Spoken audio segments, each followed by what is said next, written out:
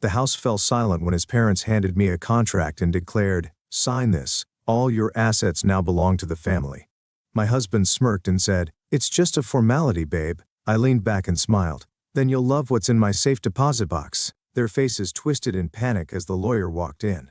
I met Daniel 6 years ago in Chicago. I was in my late 20s, focused on my career, and had worked hard to get where I was. Real estate was my thing.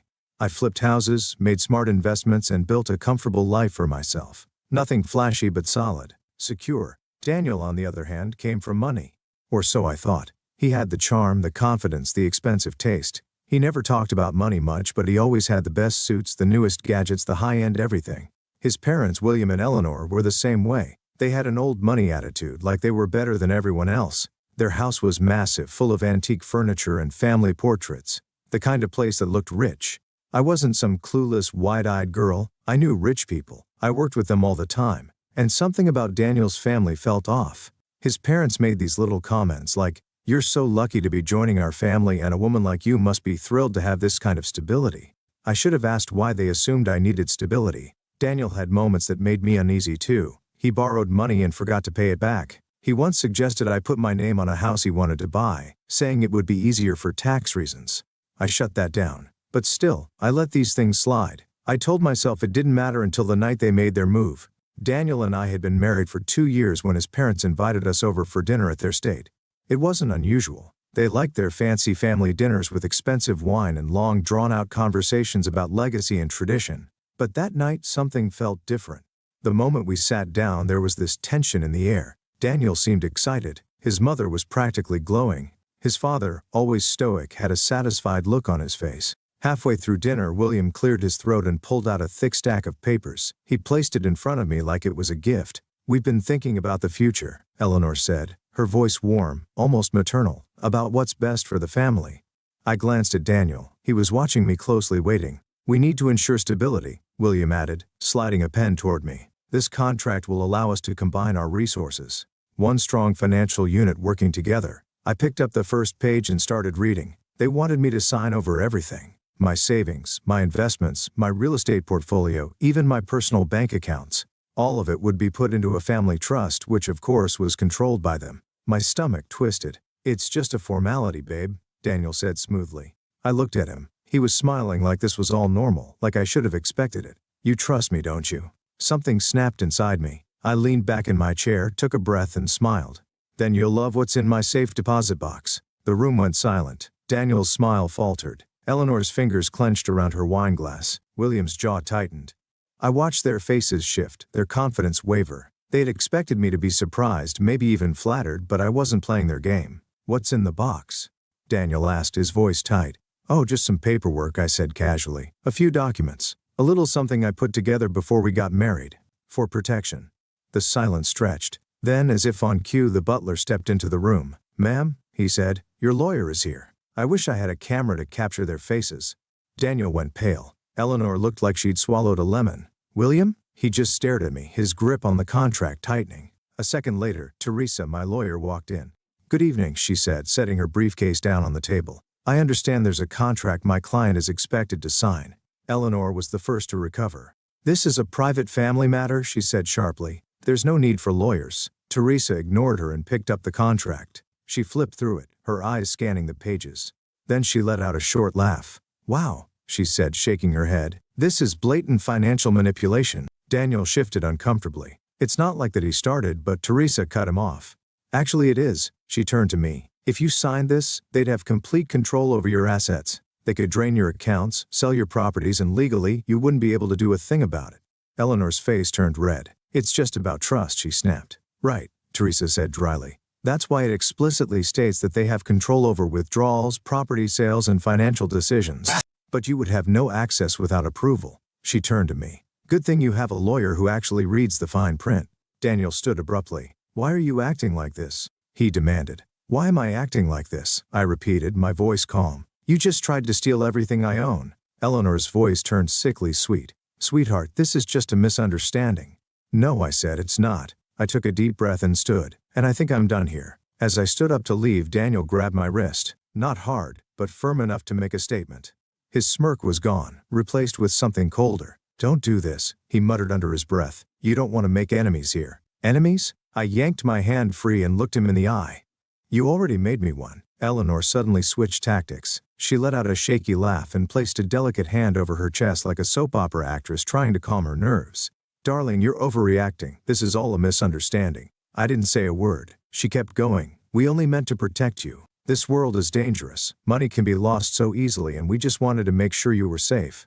That we were all safe. Safe. Right. Safe from what exactly? Myself? Teresa, my lawyer, crossed her arms. If that were true, why did you structure the trust so that my client had no control over her own money?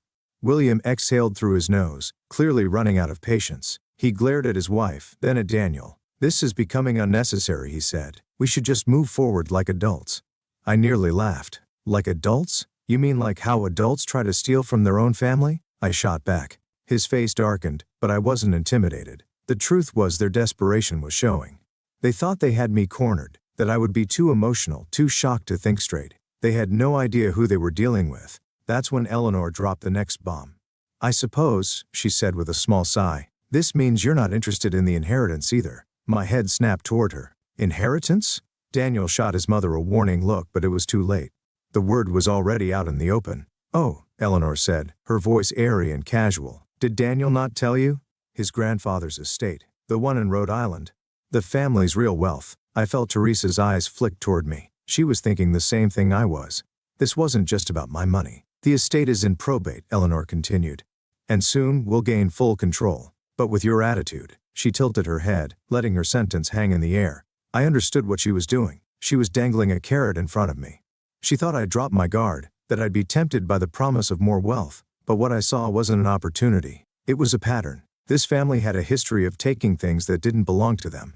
They were always scheming, always planning to get their hands on something someone else built. And Daniel had known about this. He had cut this from me. I turned to him. Were you ever going to tell me? He ran a hand through his hair. I was going to bring it up later, okay? When the timing was better. Better for who? He didn't answer, because we both knew the truth. He never planned to tell me. We left that night without another word. In the car, Teresa sighed and rubbed her temples. You realize what this means, right? Yeah, I muttered. They were after more than just my money. Exactly. She tapped her fingers against her briefcase. If this estate is as big as they're making it sound, you can bet they'll do anything to keep control of it. I stared out the window, my thoughts racing. What are the odds Daniel has debt? I asked. Teresa gave me a sharp look. You think he's hiding something? I know he is. Because it all made sense now. The expensive suits, the flashy lifestyle, the way he always talked like he had money but never actually paid for anything. And if he was in debt, then this trust wasn't just about controlling me, it was about saving himself. The next morning, I did something I should have done a long time ago. I hired a private investigator. I wanted everything. His finances, his credit history, his past business dealings, everything. And what he found, it was worse than I thought. Daniel was drowning in debt. He had multiple credit cards maxed out, personal loans, even a business loan he took out under my name without telling me. I saw red. Not only had he lied, he had stolen from me, and I wasn't about to let it slide. That night I confronted him. How long have you been stealing from me? Daniel blinked. What are you talking about? I threw the papers onto the table. You took out a loan under my name. You've been hiding debt, lying to me. And you wanted me to sign away everything so you could fix your mess. For the first time, he didn't try to deny it. Instead, he did something worse. He laughed, a cold, bitter laugh. You were always so damn careful, he muttered, shaking his head. I thought I could make you see the bigger picture, that you'd understand we needed to be smart about our future. But you just don't get it, do you? My chest tightened. So this was always the plan? He looked up at me, his expression unreadable. You have no idea what you've just started. I took a step back. Are you threatening me? Daniel didn't answer. He just gave me one last look before grabbing his coat and walking out the door. I stood there, my hands clenched into fists. I wasn't scared. I was angry, and if he thought this was over, he was dead wrong.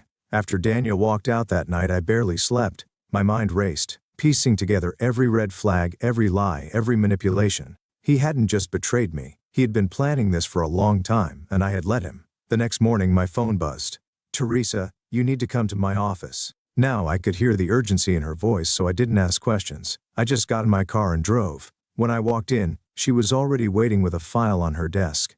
You're not going to like this, she warned, sliding it toward me. I opened it, and my blood ran cold. There was another woman. Actually, there were two. Daniel wasn't just lying about money. He was lying about everything. Teresa leaned forward. Meet Lisa and Hannah, 2 pictures, 2 women. Both younger than me, both stunning. Lisa was with him 2 years ago.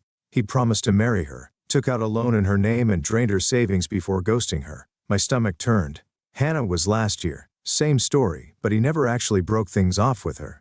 I stared at the pictures trying to process. So he was cheating? Teresa nodded. Well, married to you. Yes.